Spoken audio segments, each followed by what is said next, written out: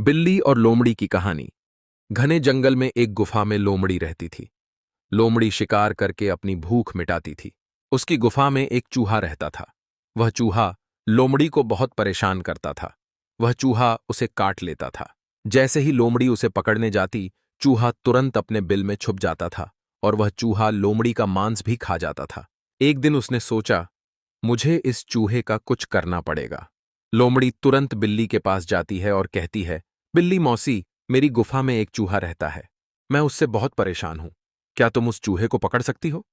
बिल्ली कहती है, हाँ। फिर वे दोनों गुफा में जाते हैं।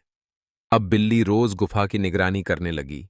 अब चूहा बिल्ली के डर से बिल से बाहर ही नहीं आ पाता था। बाहर न आने से चूहे को खाना मिल नहीं पा रहा था।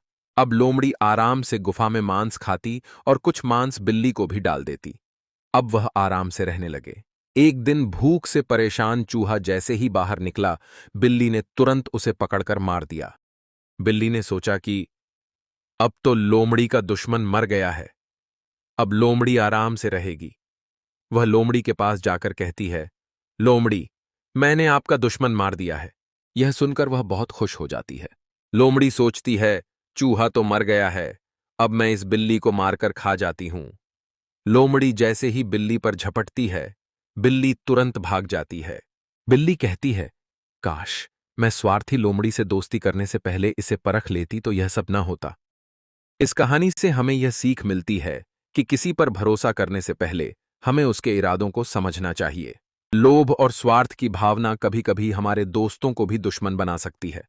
लोमड़ी ने बिल्ली से मदद मांगी, लेकिन जब समस्या हल हो गई, तो लोमड़ी ने बिल्ली को ही अपना दुश्मन मान लिया।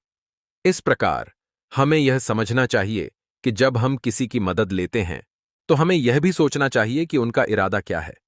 विश्वास और सावधानी दोनों महत्वपूर्ण हैं।